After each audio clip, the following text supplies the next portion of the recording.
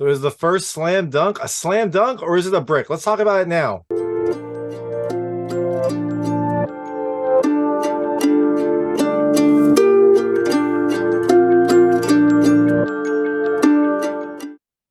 Hey everyone, it's David Stark from Watcher Pass, and I'm here to talk to you about the first Slam Dunk, which comes to theaters on July 28, 2023. So Slam Dunk is a much beloved manga and other property that had a successful anime in the 90s. It had some animated movies, but this is the first new animated movie in apparently 33 years, which seems crazy because I know I've heard of Slam Dunk before. I don't know if I've ever actually seen the series, but this feels like a property that shouldn't have disappeared for this long. But you know what? This is the first start and hopefully some more Slam Dunk films. My hot take is, look, I really was kind of torn on this one. I think it's ultimately a rental. I was kind of between a watch and a rent, but I think it's ultimately a rental. I really loved the basketball action. I thought it had a really beautiful animation style. It was a gorgeous, gorgeous film, but it also was very slow, kind of outside of the basketball. And this film feels like it should have been a series. It tries to pack a little bit too much into one movie, and ultimately the movie is just one game. So that being said, I'm going to tell you a little more about the film, a few things I liked, a few things I didn't like, and then really, really briefly go into the ending. I'm not going to go into it too far, but I'm going to really briefly go into the ending. So, as you can imagine, there will be spoilers in the ending section. If you don't want to know what happens in this movie, I would turn it off when I get to the ending section. Before that, I'll keep it vague. I'll keep it spoiler free. And I'll let you know when I get to those spoilers. So, the first slam dunk follows kind of this main speedster point guard named Ryota Miyagi, and he is this driven basketball player that used to have an older brother. His older brother was named Soto. He was a kind of local basketball legend, a young phenom who also inspired like Ryota to get a love of basketball. And although Soto was a little taller, kind of more athletic, Ryota learned to kind of use his own skills to try to make it on the court, to try to be that like lightning fast, smart point guard that he always could be. But unfortunately, Soto died when Ryota was very young, and ever since then, he's been living in his brother's shadow, trying to get as good at basketball as he could, because that's what he and his brother loved, and also, I think, try to fill his shoes and fill the void that his brother left in the family and in the area. Now, Ryota plays for this local. Now, Ryota plays for this local high school, Shohoku High School, and they are now in the inter-high school national championship playing against the reigning champions, this like ultra powerful private school named Sano Kogyo High School. They're in the final game.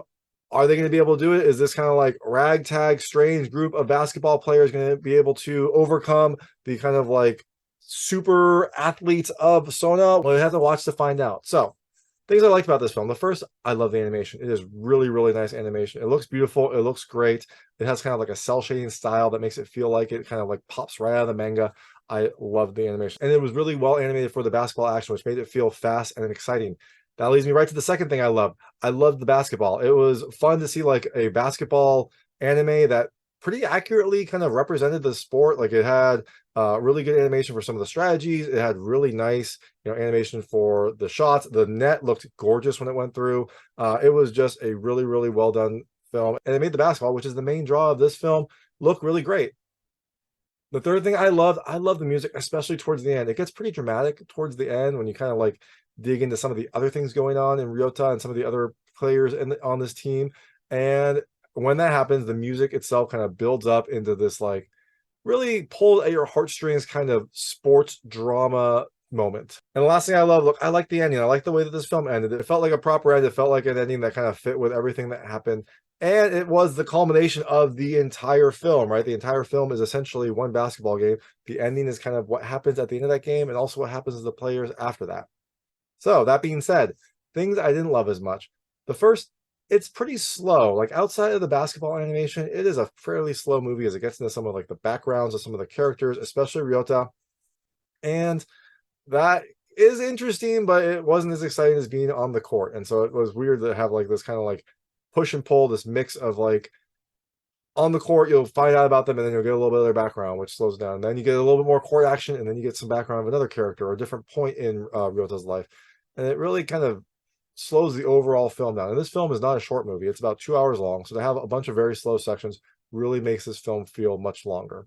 The second thing I didn't love as much, it's just one game. Like the film is the inter-high school championship game. And so the entirety of the film is that game, which is it's interesting. Like it's good and bad. Like I love that they've spent so much time focusing on the game. You get to really see the highs and lows, but it does feel like I don't know, in this movie, I wanted to see more. I wanted to see some of the build up to that game and then have the game be like the culmination at the end.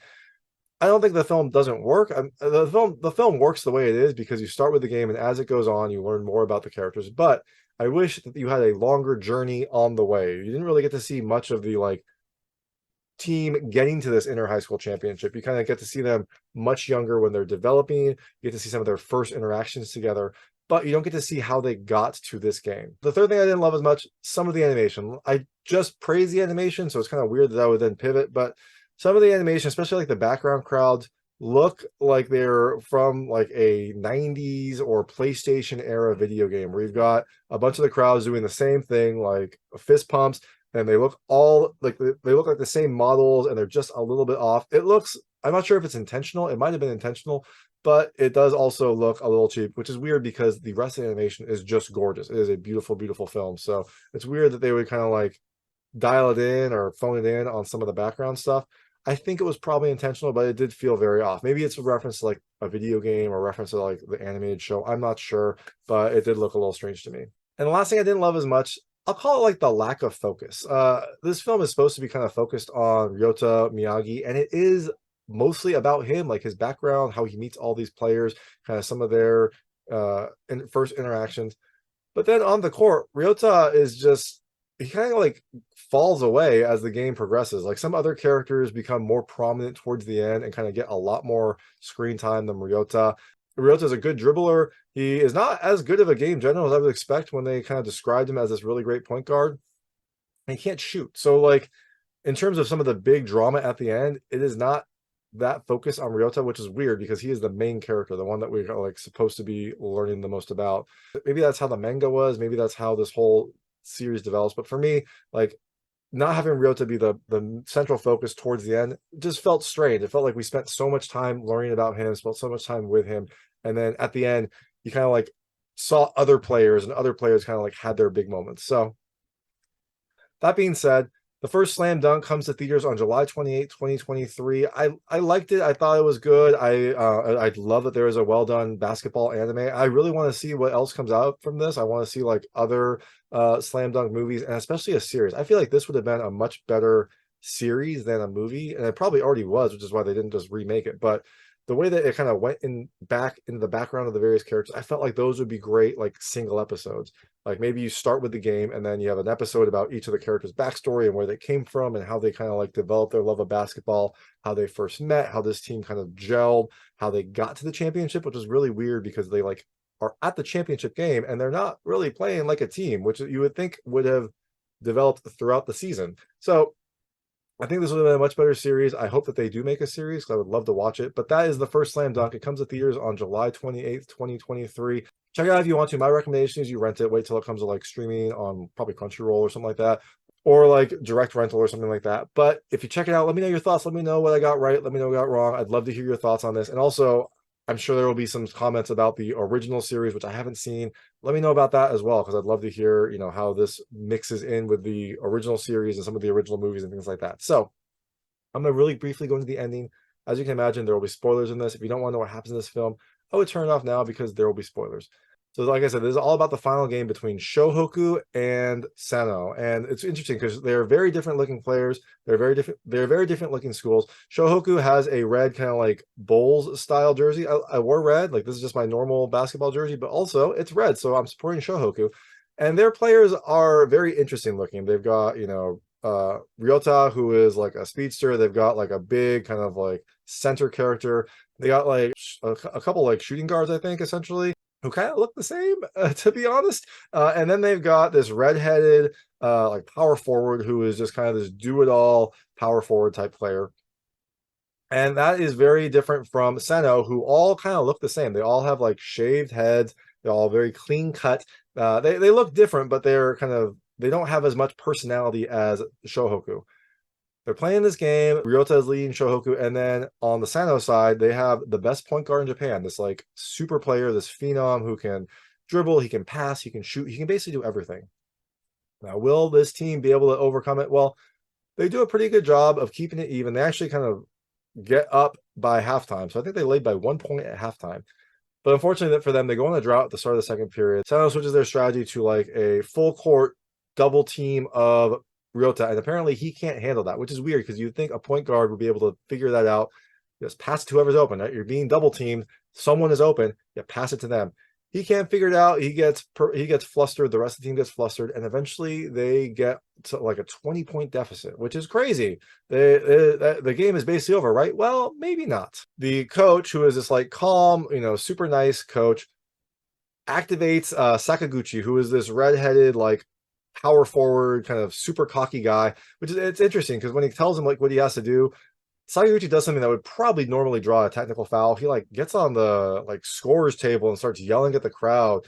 Like I don't think that would actually fly, but he also is fun to watch. And the coach says like basically you have to get rebounds because if you don't get a rebound, the other team, not only do we not get the points from that, but the other team tends to score. So if you don't get a rebound, that's not just a 2-point swing, that's 4 points because we didn't get those 2 points. The other team gets those 2 points. It is a big deficit. This apparently clicks something in Sakaguchi. You would think that as a forward, he would know that he should probably get rebounds. But this clicks something in him, and all of a sudden he starts like playing big and getting rebounds. And also one of the shooters, this kid Mitsui, who was really good at the start, he like hit like 4 threes at the start. He finally starts getting hot too. So the team, now that Sakaguchi has like jump started them, they start to get better. They start to play a lot better. They start to claw back that lead. But then when they get to the deficit to be 8 points, that's when Sano starts to claw their way back. They get a couple good plays. They get the deficit to 12. And then another thing clicks. They start passing. You would think that they would know that also, but the star player on Shohoku decides, I'm going to start passing. So he drives to the basket and then passes at the end, which leads to more open shots, which leads to better basketball possessions. Again, something that's not revolutionary, but you know what? They get that revelation and they start again clawing their way back. And that is when Sakaguchi does something crazy. The ball is going out of bounds. He jumps out, throws the ball back in, saves the play, gets some points, but he goes into the scorer's table and he seems to hurt his back. They're down by 5 points only, but Sakaguchi, who is like the catalyst of their return, seems to be hurt. And he definitely is hurt. He like has trouble moving. When he does some things, he like tenses up, but he keeps playing. He stays in. Probably not a good thing because this seems like it could be a bad injury. And you don't want to play with a bad back because that could be a very, very bad injury. But, I guess it's the national championship. It's the finals. He wants this to be his glory moment, so he stays in. He actually eventually collapses on the court and he's like carried off and he's like getting treatment. And eventually he's just like, no, I'm going back in. And he goes back in. He is a key to the final parts of this game, but it is a very questionable call to put him back in. They're down by 5 with 1 minute left. They execute a good play, and now they're only down by 3. And I thought, you know what? This is going to come down to Ryota, right? He's the main character. We've been on his emotional journey throughout this film about him, like, losing his brother, trying to like play in his shadow. He always plays with his brother's wristband. He has his brother's shoes in his bag. He has been always playing in the shadow of his brother throughout. And also the family's kind of like dealing with this trauma. His younger sister's a little too young to understand all this. So she says some stuff that causes some emotion in her mom and the mom and Ryota. Ryota and Soto's birthday was the same day. So that is another kind of like point of pain. Every time that Ryota has a birthday, he's reminded that his brother, who is 3 years older, also had a birthday, and he always calculates like how old his brother would be versus him. A lot of this is about Ryota, but Ryota doesn't make like the final play. Ryota doesn't like do the final thing in this movie. So it's 1 point. So they're 1 point down with 50 seconds left. They get a nice play that involves Sakuragi, who's a different kind of guard, maybe like a shooting guard character, getting pressed. He blocks a shot. Rukawa tries to go for a slam dunk. He's the big center character. That's blocked. Sakuragi gets the ball back. And eventually Rukawa makes a 2-pointer that goes in. So now they're up by 1. But the other team comes back. They were able to score. So now they're down by 1. This is the final play. Is this going to happen? And I thought for sure Ryota would get the ball. Like, he was a bad shooter. He had like 1 bad shot. I thought this would be his redeeming moment, right? He's going to step into the shoes of his brother. He's going to do a great play, get the ball. Maybe he'll go for an easy layup. Maybe he'll get a nice outside shot. Who knows? That's not what happens. In the end, Sakuragi is the hero. I think the redhead guy is the hero. They bring the ball in. They pass it to Sakuragi. He goes up for a 2. It swishes right in. It's a beautiful shot. Rukata and Sakuragi, who have been having like a little bit of a tension during the game, high five to like say how happy they are, and they win. Shohoku wins. After the game, like everyone celebrates. The other team, is downtrodden, they're sad, and their guard, the best guard in Japan, like breaks down crying and kind of thanks the team for giving them the experience of playing this game. It is a good kind of emotional sports ending. And Ryota goes back to his hometown. He goes back to see his mother, who is at the beach. His mother actually came apparently to the game. She didn't normally go to his games, I think, because she was either busy or it was too painful. But she came to the game in secret. She didn't tell him, which is weird. You would think that she would like at least tell him, but she apparently comes to the game, goes back home to Okinawa.